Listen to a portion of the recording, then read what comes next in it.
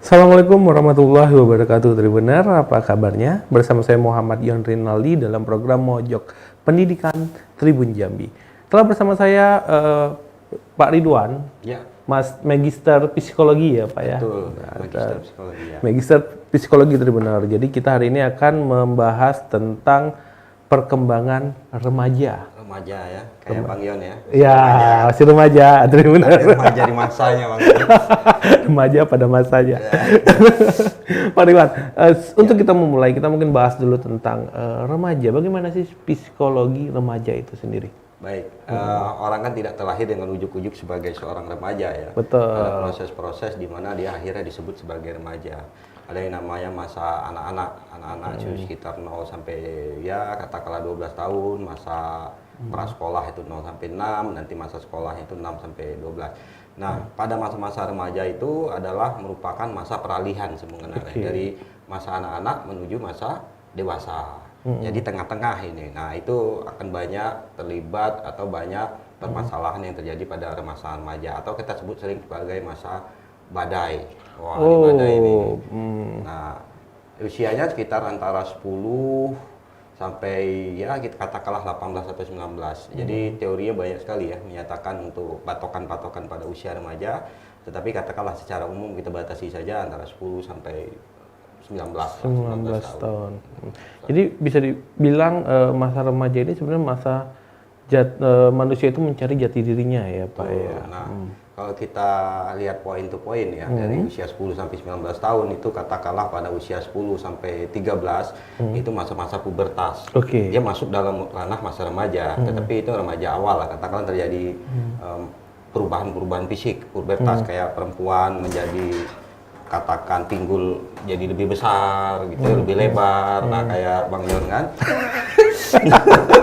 Ini perutnya yang membesar banget. Besarnya bukan pinggul ya.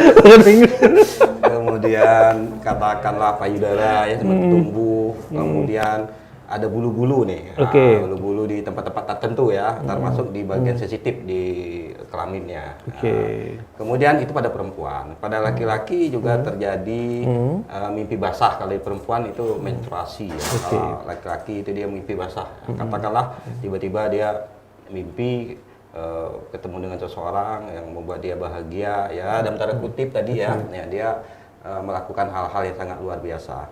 Kemudian ada tumbuh jakun ya, kemudian juga katakanlah sama kayak perempuan tumbuh bulu-bulu di bagian tertentu dan fisik juga tiba-tiba menjadi lebih tinggi. Nah, pada masa-masa ini itu kita disebut oleh Bang Yon tadi sedang mencari identitas diri. Identitas diri siapa saya, mau kemana saya, mau apa dan segala macam. Nah, itu pada masa-masa seperti itu. Kemudian mereka juga sangat kritis, sangat idealis, ya sangat ingin tahunya tinggi, energinya melimpah nih. Wah, karena energi melimpah tadi dia suka melakukan hal-hal yang bisa saja itu menyerempet-nyerempet sedikit bahaya. Nah, ini kemudian ya mereka juga pingin katakanlah punya kemandirian. Nah, itu ya, itu bagian-bagian dari usia 10 sampai 13. Nanti 14 sampai kurang lebih ya kita 17 tahun, mereka hanya memperluas lagi apa yang sudah dicapai pada masa-masa puber tadi. Mereka paling suka pingin mandiri, tidak pingin diatur, ya suka dengan berkumpul dengan teman dan suka mulai ada rasa terhadap seseorang, ya someone lah katakan seperti itu.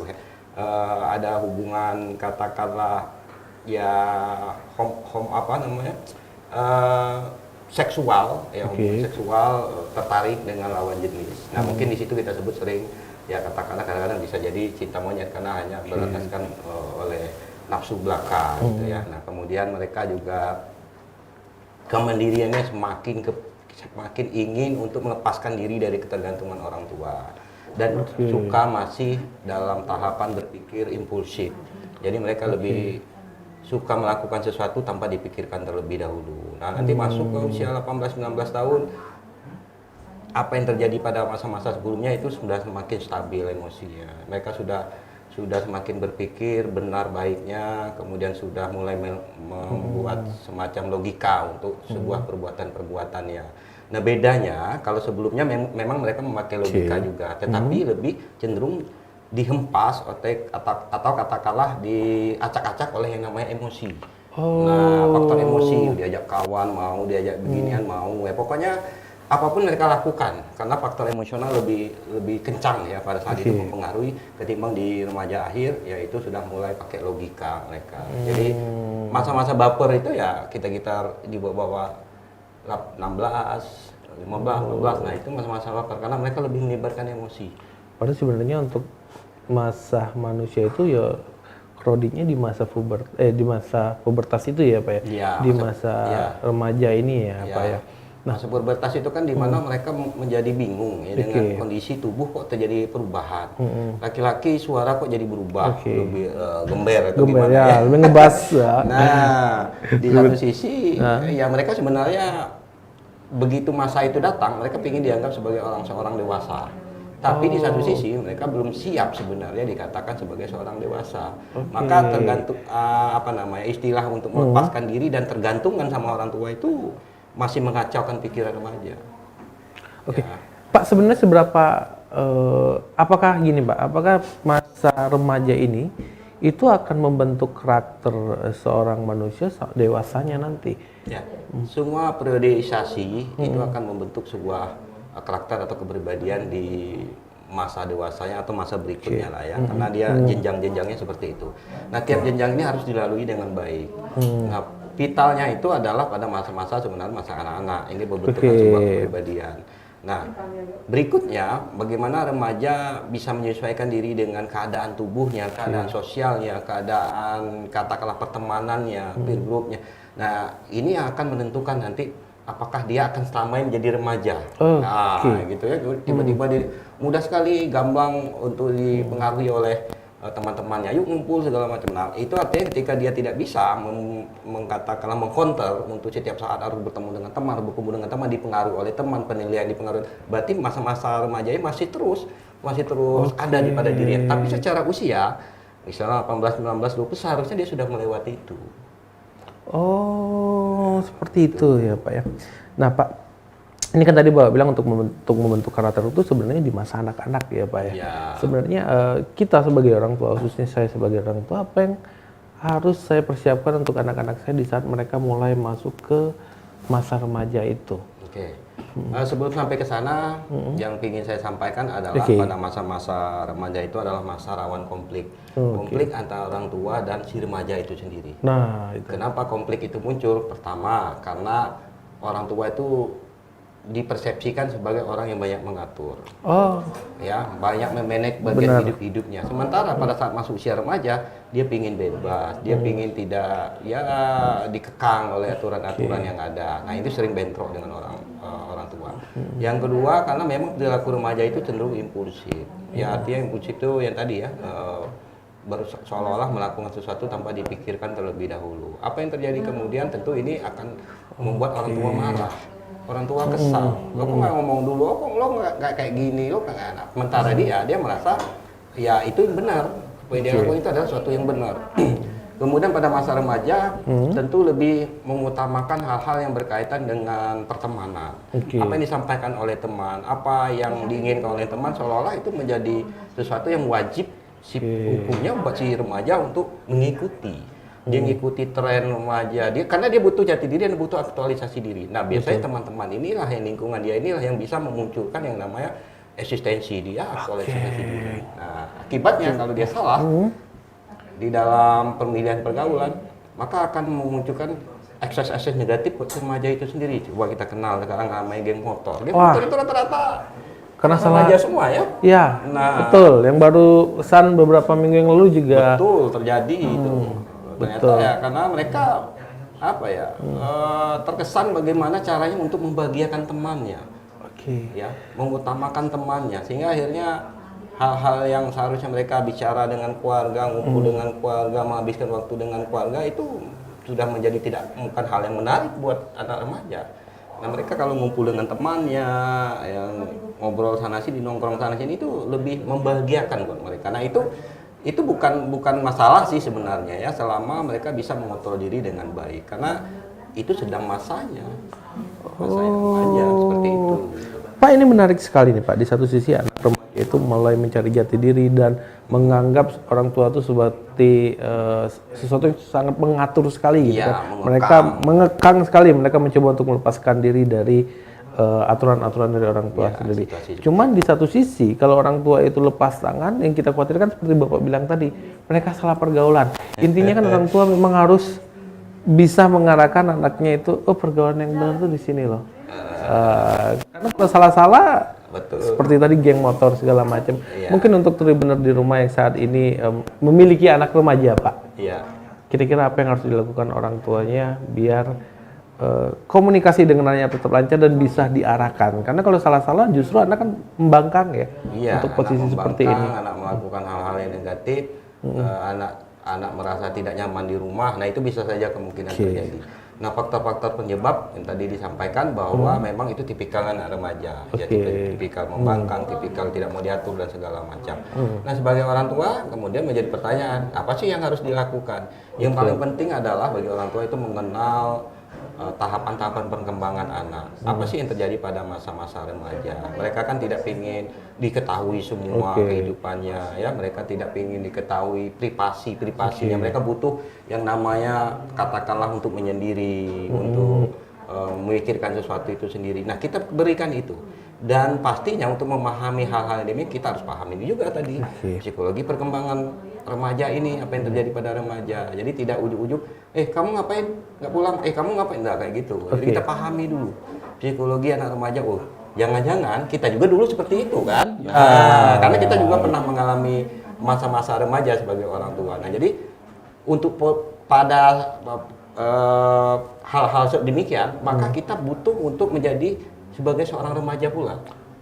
Kita harus ikut masuk ke pola pikir. Pola pikir remaja seperti apa, dan kita menjadikan diri kita seperti bagaimana sih seperti remaja yang pernah kita alami, kita rasakan. Nah, itu penting.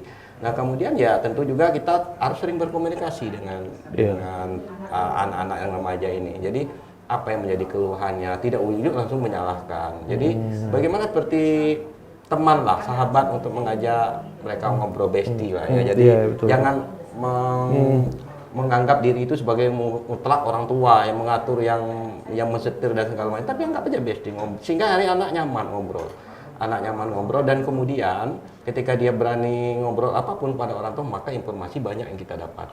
Nah, kalau informasi banyak kita dapat, kita tahu anak bergaul dengan siapa, apa yang akan dia lakukan, apa kemungkinan potensi negatif yang mungkin timbul daripada remaja, kita sudah paham. Jadi dengan bekal ilmu pengetahuan yang kita dapatkan tentang remaja tadi, kemudian bagaimana kita memasuki dunia remaja dengan menjadikan diri pola pikir kita sebagai seorang remaja mau diperlakukan seperti apa, dan kemudian menciptakan sebuah komunikasi. Dan hal yang penting juga biasanya ya, masa-masa remaja itu kan dorong seksualnya lagi sedang kencang-kencangnya, maka jangan tabu untuk membicarakan untuk hal-hal yang demikian.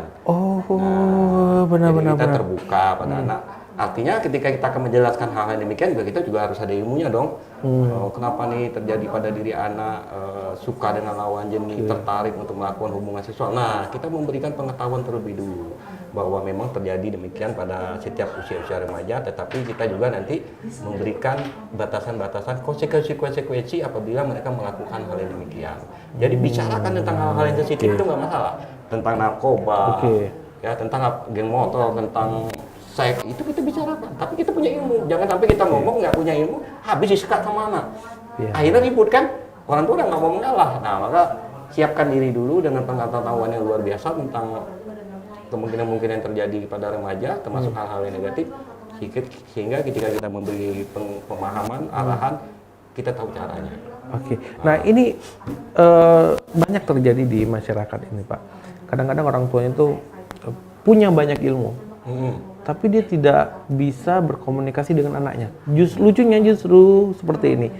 Banyak orang tua itu dia bisa dekat ke anak orang lain, remaja-remaja lain berkomunikasi dengan baik, tapi untuk anaknya sendiri mereka justru cenderung repot, susah itu. Nah, itu kan kita lihat dari tahun ke tahun, Pak. Contohnya itu banyak fenomena di masyarakat itu, seorang ustadz kampung biasanya itu dia bisa mendidik anak orang lain, tapi justru untuk anaknya sendiri kebanyakan dia gagal gitu. Itu mungkin ada trik-trik khusus, Pak. Artinya begini, orang akan mengikuti saran, masukan dari orang lain ketika dia menganggap orang yang ngomong itu adalah figur. Figur yang dihormati dan segala macam ya, yang perlu diikuti, yang dipatuhi. Berarti ada kecenderungan orang untuk mengiyakan apa yang disampaikan. Nah, kadang-kadang orang tua itu kadang-kadang nggak bisa jadi sebagai figur. Sehingga anak-anak malas ngomong sama orang tua. Kemudian dari sisi orang tua itu sendiri, biasanya kadang-kadang menganggap segala permasalahan itu dengan katakanlah dengan pemikiran subjektif, bukan objektif. Karena ini anak saya, berarti saya bisa mengatur, saya bisa ngapain. Hingga itu yang dimunculkan dalam posisi sebagai orang tua. Saya punya kekuatan, saya punya power. Dan itu bakal nggak buat anak nyaman. Pokoknya anak harus nurut apa kata orang tua. Tapi begitu dengan anak yang lain, menghormati anak orang lain. Jangan sampai melakukan hal-hal yang kasar. Karena apa? Takut nanti orang tuanya marah. Tapi kalau seolah-olah ini anak sendiri dalam genggaman sendiri mau diapain kadang. Kadang-kadang akhirnya emosional yang lebih main ketimbang main logika. Nah ini yang terjadi pada orang tua. Dan itu nggak mudah. Hampir semua orang tua mengalami hal yang demikian. Sehingga akhirnya apa? Ketika anak punya masalah, dia tidak menyelesaikan secara kekeluargaan dengan anaknya, tetapi justru kadang diopor. Ini diopor bawa ke sini, bawa ke sana untuk mencari tahu apa yang terjadi pada anaknya. Nah, padahal sebenarnya yang paling efektif itu, yang paling efisien ketika orang tua itu bisa sebagai tempat untuk anak berbagi, bercerita setiap permasalahannya. Nah, itu tadi ya, mungkin kehilangan sebuah figur ya, kehilangan katakanlah teman bicara. Ya kadang-kadang yang memang orang tua selalu memposisikan diri benar-benar sebagai orang tua. Beda dengan orang lain, lebih bersahabat, lebih familiar dengan si anak, sehingga anak akhirnya mau mendengarkan, mau mengikuti. Beda dengan orang tua yang kadang-kadang dengan powernya, anak sepertinya mengikuti ketika di rumah, karena diancam, ditakut-takuti, tapi mungkin di luar dia liar. Berarti sebenarnya di saat kita mau berhadapan dengan anak remaja, yang perlu diperbaiki itu bukan anaknya dulu, Pak ya. Berarti diri sendiri dulu ya, Pak ya. Diri sendiri. Nah, ini yang kadang-kadang kita lupa bahwasanya kita juga telah melakukan atau telah menerima ya pendidikan dari orang tua kita. Nah, kadang-kadang kita menerjemahkan apa yang dilakukan oleh orang tua kita itu sama seperti apa yang akan kita lakukan kepada anak. Padahal masa yang beda, zamannya beda. Sehingga akhirnya ketika memberikan informasi kepada anak, mengarahkan kepada anak dengan katakanlah sentuhan-sentuhan yang dalam tanda kutip ya, mungkin banyak punishment, banyak hukuman. Ya mungkin beda lah. Kalau dulu ya orang semuanya kayak gitu, ngikut. Kalau orang tuanya marah gini ngikut. Kalau sekarang mana bisa? Anak akan curhat lagi dengan anak yang lain, orang tua saya begini ya. Akhirnya kan mulai mereka membentuk kelompok-kelompok yang orang tuanya tidak bersahabat dengan mereka, akhirnya melakukan hal-hal yang negatif. Informasi terlalu banyak buat si anak untuk menyatakan orang tua saya ini tidak baik, orang tua saya ini jahat kepada saya. Nah kalau dulu kan tidak, informasinya ya hanya seputaran ya katalah tempat tinggal, dan ketika dia berbicara dengan orang lain, dengan anak-anaknya, ya sama orang tuanya memperlakukan yang sama. Sekarang nggak bisa lagi orang tua memperlakukan hal-hal yang katakanlah seperti yang dilakukan oleh orang tua zaman dulu. Karena dia bisa mencari informasi ya di Google. Orang tua tuh seharusnya begini sama anak, harus sayang, harus memberi perhatian, memberikan cinta. Nah ini terjadi di rumah, kalau salah dimarahin, digebukin misalnya ya seperti itu ya.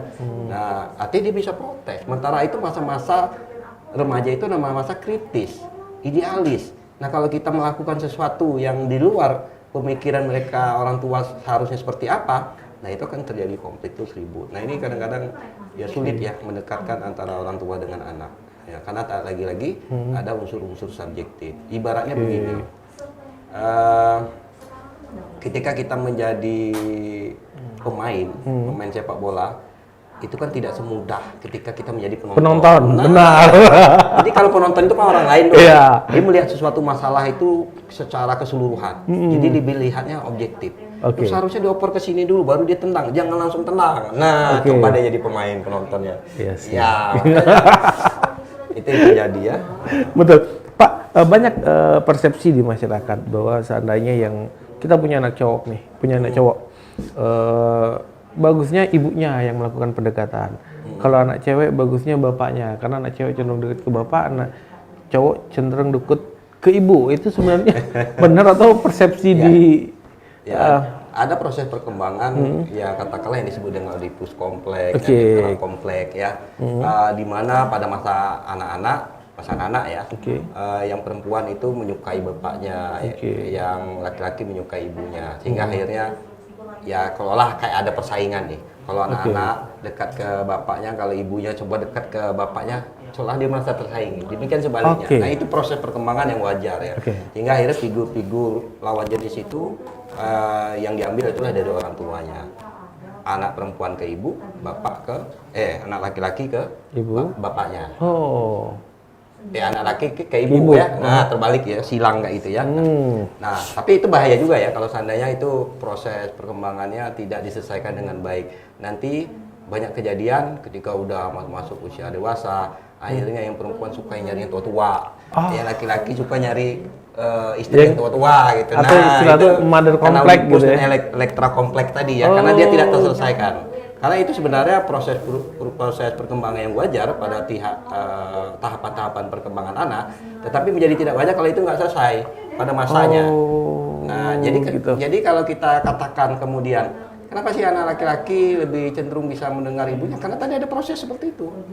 Dia lebih dekat menyukai, ya, menyukai pada ibunya pada tahapan masa anak-anaknya. Katakanlah masa kanak-kanaknya. Nah, demikian sebaliknya, perempuan lebih dekat menyukai sang bapak. Jadi karena ada rasa like, kesukaan tadi, orang kan kalau dia suka dengan seseorang pasti mudah ya untuk mengikuti apa kata yang orang yang dia sukai. Sama lah kayak laki-laki dan perempuan normal umumnya, kalau sering berhubung, kalau dia suka dengan cowoknya, mau bentuk apapun cowoknya, dikatain cowoknya mau manut gitu kan. Nah. Sih benar. Pak, untuk untuk mengakali, bukan mengakali ya, untuk menyikapi perkembangan remaja saat ini, apakah orang tua sebenarnya sebaiknya sudah mulai di saat anak itu masih dini, atau sebenarnya ada perlakuan beda antara di saat anak itu masih dini dan di saat dia masih remaja? Ya, tiap tahapan perkembangan itu punya gejolak tersendiri. Nah itu harus dipahami orang tua, sehingga ketika gejolak itu bakal muncul, orang tua sudah tahu cara menyikapinya. Nah itu penting. Dan kemudian apakah semua disamaratakan pada masa anak, masa remaja atau dewasa nantinya, dalam hal pendekatan, kedekatan, membuat sahabat, menciptakan persahabatan kepada anak itu di masa apapun itu bisa dilakukan. Tetapi pada masa mendidik, masa memberitahu, masa menerapkan aturan-aturan, tentu itu menjadi suatu hal yang berbeda tiap masa-masa perkembangan. Nggak mungkin kita menerapkan aturan kepada yang masih balita, kamu sudah harus nyuci baju sendiri apa sendiri, kan gitu, nggak mungkin seperti itu. Itu kan masa-masa ketika secara fisik dia sudah siap untuk melakukan itu ya, pada masa remaja misalnya, atau masa kanak-kanak akhir gitu ya. Nah itu bisa ya kita ajarkan kepada itu. Nah, jadi menyesuaikan dengan tahapan perkembangan dan menyesuaikan dengan tahapan psikologis si anak itu sendiri. Dan sehingga akhirnya apa yang mesti harus kita berikan dan apa yang harus kita persiapkan ya kita tahu batasan-batasannya. Jadi tidak semua disamaratakan. Kamu harus mandiri, harus bisa ini, bisa itu. Sementara dia masih remaja awal misalnya ya. Bukan seperti orang yang sudah menjadi dewasa. Kamu kalau pergi ke sana ke sini sendiri aja nggak apa-apa. Itu kan juga nggak tepat juga ya. Kita lihat usia-usia perkembangannya lah gitu. Nah ini jadi saya ada grup WA nih Pak. Jadi ada yang nge-share bahwa cowok tuh bagusnya main sama cowok. Ada salah satu teman cewek itu bagusnya main sama cowok. Terus ada salah satu kawan saya waktu itu dia komen seperti ini. Kalau dibiasakan cowok main sama cowok, cewek main sama cewek, nanti si cowok itu akan suka sama cowok sejenis gitu kan. Nah, yang saya mau tanyakan itu Pak, kita kan sebagai orang tua ini Pak, kadang-kadang kita tidak tahu pergaulan anak, tapi orang tua terkadang ingin memproteksi anaknya. Dia berpikir di sudut pandang mereka bahwa ini pergaulannya nggak bagus, atau misalnya yang agamanya terlalu fanatik, mereka beranggapan bahwa anak ini seharusnya di rumah aja gitu. Nah, iya kan. Jadi kadang-kadang anak-anak itu mereka punya jiwa pemberontak. Mungkin dia nggak bisa keluar rumah, tapi dia bisa gunakan handphone untuk Bapak bilang tadi membentuk komunitas. Iya, komunitas tersendiri. Tersendiri, ya. Komunitas mereka sendiri gitu. Nah, kelompok mereka mereka. Jadi sebenarnya bagaimana sih sebagai orang tua itu untuk melihat, oh ini sebenarnya lingkungan anak aku bagus nih, atau oh ini ternyata agak melenceng nih gitu kan. Mungkin bisa dilihat dari tingkah laku anak ya Pak, sikap-sikap anak ya Pak ya. Baik, kalau apa yang disampaikan oleh Bang Yon tadi mungkin sudah sangat spesifik ya, itu kasus ya, artinya apa yang kita sebut LGBT ya, lesbi, gay, transgender, sama dengan transseksual ya, atau transgender atau transseksual atau biseksual juga, lesbi, gay, biseksual dan transgender gitu ya, LGBT. Nah itu punya potensi tiap orang bisa terjadi melakukan hal-hal yang demikian, termasuk juga pada masa-masa remaja. Nah kalau pendidikannya normal tentang pendidikan seks di awal pada masa usia dini, itu mungkin tidak akan terjadi. Ya, itu tidak terjadi. Nah kemudian kalau itu tidak diberikan secara sempurna dari orang tua, bagaimana menjelaskan tentang apa yang terjadi, perubahan-perubahan seksual yang terjadi pada si anak, bisa jadi itu bisa terjadi pada saat dia masa remajanya. Artinya apa? Ketika keinginan tahu dia tentang seks yang begitu kuat karena memang ada kebutuhan-kebutuhan seksual yang begitu juga hebatnya terjadi pada masa remaja, dan dia tidak tahu harus mengapain, tidak ada informasi yang jelas, bisa saja dia melakukan trial ya, coba-coba, karena pertemanannya tadi sudah diatur, dia cowok dengan cowok, cewek dengan cewek. Nah ketika hasrat-hasrat itu muncul, mereka berbagi cerita dengan teman-teman yang sejenis, bisa saja, itu bisa terjadi. Tapi di luar dari itu mungkin bisa juga karena ya faktor-faktor frustasi juga ya, faktor-faktor frustasi, katakanlah kebanyakan ini ya, mereka telah menjalani hubungan normal dengan pasangan atau lawan jenis, laki-laki dengan perempuan, sebaliknya perempuan dengan laki-laki. Nah ketika yang laki-laki merasa traumatik dengan si cewek, ya kemudian dia tidak tahu harus ngapain, karena masih masa remaja ya, masih masa galau-galaunya itu, masa-masa sensitifnya, masa-masa bapernya, dan dia menganggap laki-laki itu mungkin katakanlah atau perempuan itu adalah orang yang sangat jahat, sehingga dia menggeneralisasikan semua perempuan itu jahat. Bisa saja hasrat seperti itu muncul. Nah ini potensi-potensi sebenarnya, apalagi secara umum dasarnya manusia itu dia ini sebenarnya bisek ya, manusia itu laki-laki maupun perempuan. Yang laki-laki dia bisa suka sama laki-laki dan dia bisa juga sama perempuan. Tapi karena aturan norma, sosial, budaya, agama, maka perasaan-perasaan tersebut tidak akan pernah dia teruskan. Ya misalnya begini, kalau Bang Yon suka dengan artis cowok siapa misalnya? Anjas Semarang misalnya. Anjas Semarang. Bang Yon sudah menyatakan dia itu ganteng, hebat. Itu secara seksual kalau menurut psikoanalisa, Sigmund Freud, itu ada ketertarikan sebenarnya. Tetapi kan kita membatasi diri. Potensi ini kalau muncul karena pertemanan, karena persahabatan, karena faktor emosional yang sedang guncang, itu bisa terus itu jadinya dol dia kan. Nah, tapi kan sekarang kita dibatasi. Wah itu nggak mungkin seperti itu, saya nggak mau seperti itu. Nah lingkungan juga mendukung kita untuk tidak seperti itu, ya sudah. Jadi potensi itu nggak muncul. Nah kita tahu batasan-batasan jika kita normal untuk menyukai lawan jenis. Ya. Itu kalau normalnya, tapi kalau tidak normalnya kan tadi karena frustasi, masalah dan segala macam, pengaruh-pengaruh dari lingkungan, informasi yang kurang, akhir dia bisa katakanlah menikmati katakanlah kedekatan tersebut, nah itu bisa jadi berkepanjangan gitu.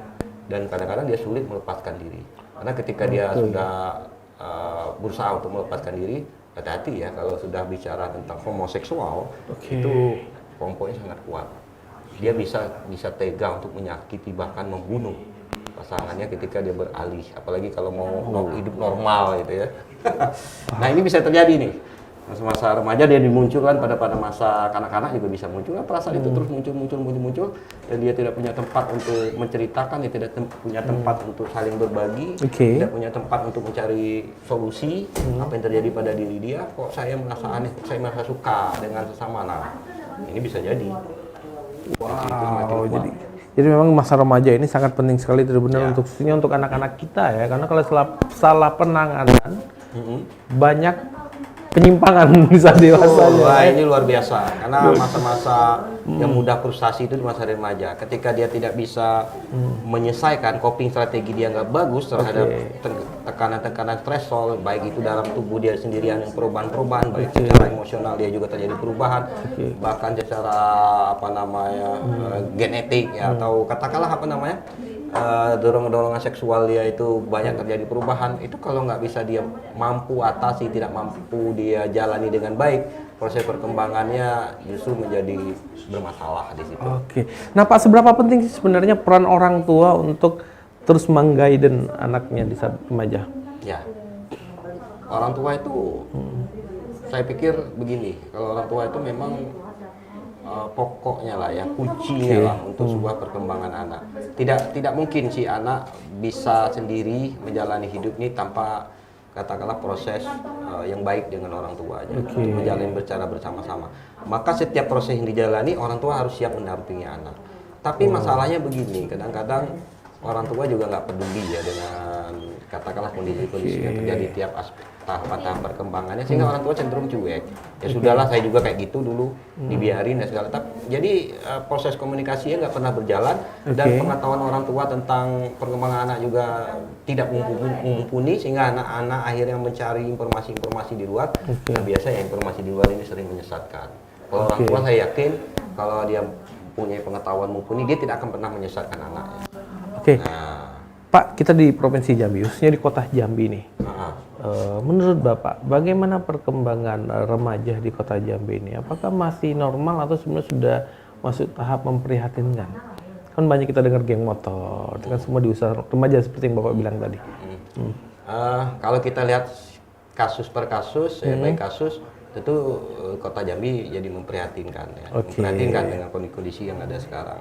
Tetapi kalau kita lihat kuantitatif, banyak juga sih remaja-remaja, mungkin geng motor tuh hanya sebagian kecil lah ya. Kecil lah ya kalau dihitung dengan jumlah penduduk. Nah, geng motor ini kan muncul bisa karena salah satu penyebabnya kota ini kan semakin maju. Yang namanya kota semakin maju, kriminal-kriminal yang dilakukan oleh remaja itu ya cenderung meningkat. Karena kita bahas dari awal bahwa remaja itu dia butuh penyaluran eksistensi, aktualisasi diri.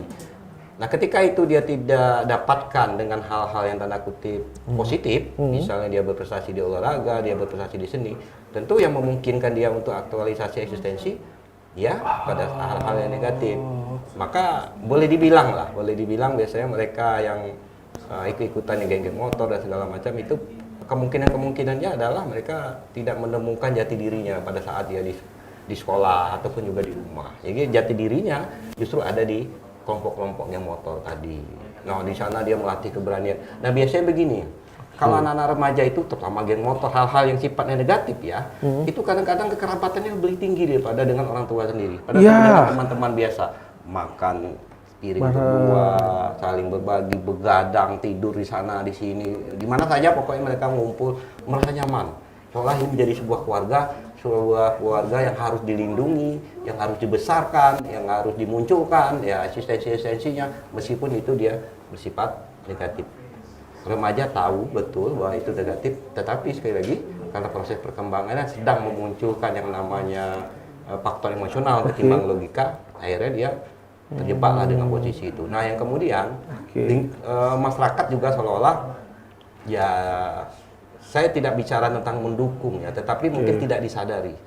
Kadang-kadang mereka, hebat kok nih ya, beraninya. Itu kan semakin memperkuat tuh jati diri remaja itu. Iya kan? Iya, misal bertinju tadi ya, berkelahi dengan temannya. Wih, berani kan melawan dia. Wah, itu kan seolah memperkuat sisi-sisi negatif yang akan terus dilakukan oleh para remaja. Ya, belum lagi dibicarakan oleh teman-temannya. Namanya remaja ini kan suka dibicarakan sama orang lain. Ya, betul. Karena hal-hal yang demikian itu membentuk bahwa keberadaan dia diakui. Kalau hal-hal positif terbatas tempatnya, hal-hal negatif tidak terbatas. Mau kamu 10 orang ngumpul, 20, 30, itu hal negatif itu nggak terbatas. Tapi kalau hal yang positif, kamu ikut ini, yang juara cuma 1, 2, 3, sisanya ngapain? Iya. Nah, betul.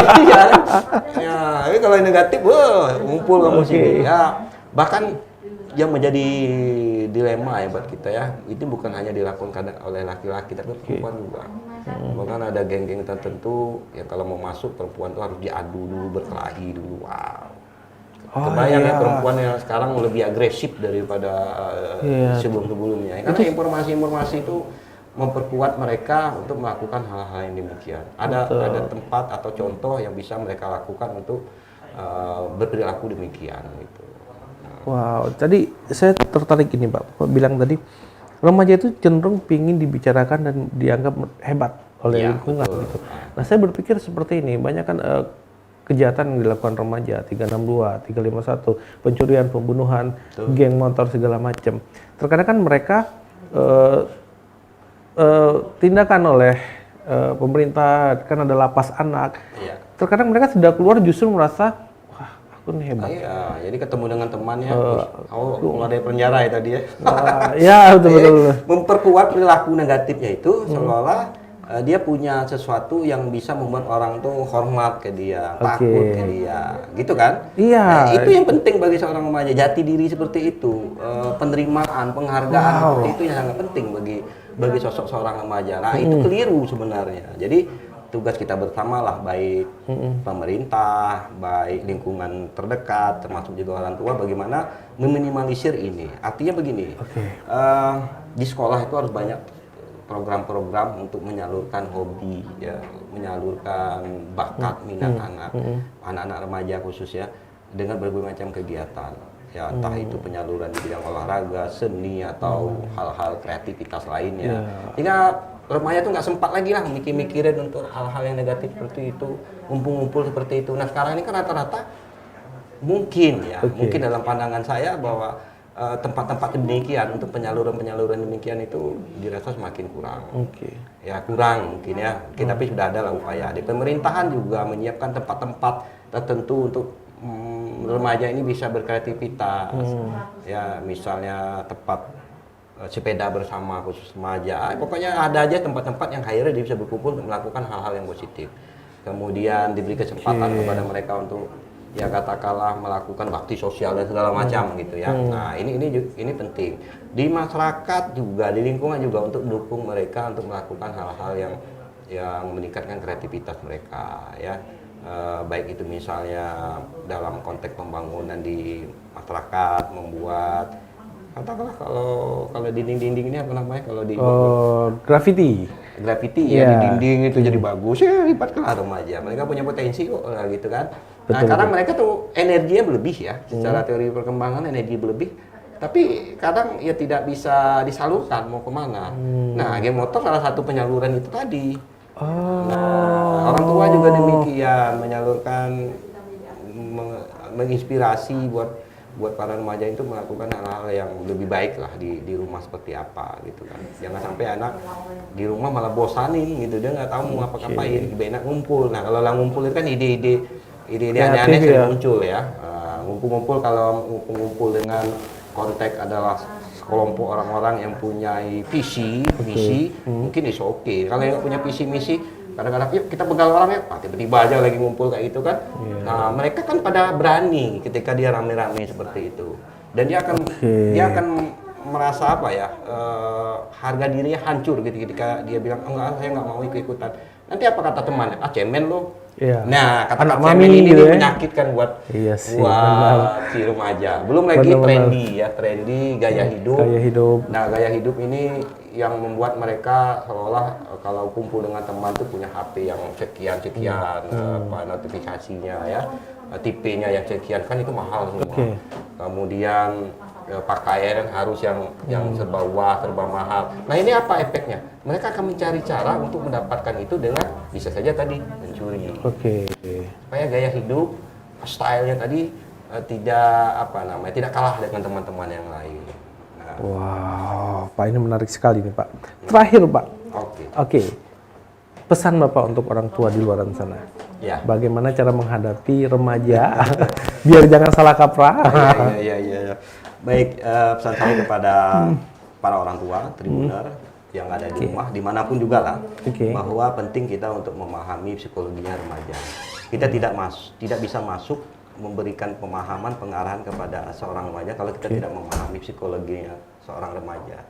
Kemudian kita juga harus memposisikan diri kita bagaimana sama seperti anak remaja itu, sehingga akhirnya bahasanya itu adalah bahasa bersahabat. Nggak masalah sih kita jadikan dia bestie misalnya, jadi seorang sahabat. Nah itu penting juga bagi orang tua. Kemudian tentu dari sekian-sekian itu tadi pemahaman kita tentang psikologi perkembangan remaja, kita juga tidak terlepas dari tetap menegakkan aturan. Aturan ini harus ditegakkan bersama dengan si remaja itu sendiri dengan segala konsekuensinya. Jadi aturan itu bukan sesuatu yang harus, wajib, nggak boleh ini, nggak boleh itu, tapi tidak. Tapi aturan-aturan yang sudah disepakati. Kamu mau pergi, mau kemana, tapi nanti pulang jam berapa, kalau seandainya kamu terlambat seperti apa. Nah, ini konsekuensi supaya anak juga bisa mengontrol dirinya. Ya, kita tidak bisa mengekang, kamu jangan kemana-mana ya, Mbak. Bapak ibu takut dikurung di kamar, itu kan juga nggak bisa. Beri kesempatan kepada anak, tetapi juga aturan jangan dilewatkan. Wah, menarik sekali Pak Ridwan, terima kasih. Oke, benar. Memang permasalahan remaja ini bisa dibilang cukup pelik juga ya Pak ya, khususnya untuk orang tua muda yang baru punya anak remaja. Jadi jangan langsung menyalahkan anak ketika mereka berbuat kesalahan. Bisa jadi kitanya yang justru tidak bisa memposisikan diri. Ya, penyebab kesalahan ya. Ya, justru penyebab kesalahannya di diri kita ya Pak ya. Betul. Terus saking egonya terus malah anak yang disalahkan. Nah, itu namanya defense mechanism. Defense mechanism. Ada beberapa cara orang menggunakan defense mechanism karena situasi yang membuat dia cemas. Antara id dan super ego, antara keinginan dan aturan-aturan yang selalu bertentangan, dia membuat dia cemas, maka dia menggunakan defense mechanism, misalnya denial. Mungkin orang tua denial melakukan penolakan terhadap macam-macam lah yang bisa dilakukan oleh orang tua, itu menyebabkan permasalahan itu tidak selesai, malah bertambah. Oke, benar menarik sekali. Tapi kita harus akhirin dulu bincang-bincang kali ini. Mungkin besok kita akan lanjut lagi dengan tema yang lain, atau kita akan teruskan tema ini ya Pak ya. Siap. Pak, ini seandainya di luar sana ada orang tua yang pingin konsultasi, Bapak kan psikolog nih. Ya, bisa mencari Bapak atau menghubungin Bapak kemana? Ya, bisa ke kampus bisa juga. Ke kampus ya Pak? Kampus mana nih Pak? Di Fakultas Tarbiyah dan Keguruan Universitas Islam Negeri Sultan Taha Saifuddin Jambi, tepatnya di program studi pendidikan Islam anak usia dini, PIAUD. Ya, saya biasanya sehari-hari di sana. Jadi benar pesan kami, jangan langsung menyalahkan anak ya Pak ya. Kita perlu memperbaiki dulu biar anak kita juga bisa menjadi lebih baik. Benar ya Pak ya? Jadi sebelum ditutup, sebelum kita memberi treatment kepada anak remaja atau terapi kepada anak remaja, mungkin ada baiknya orang tua juga perlu diterapi. Pokoknya semangat jadi orang tua. Semangat jadi orang tua. Oke, benar. Sampai di sini dulu. Saya Muhammad Yon Rinaldi dan narasumber saya Pak Ridwan, MPC psikolog. Assalamualaikum warahmatullahi wabarakatuh. Waalaikumsalam warahmatullahi wabarakatuh.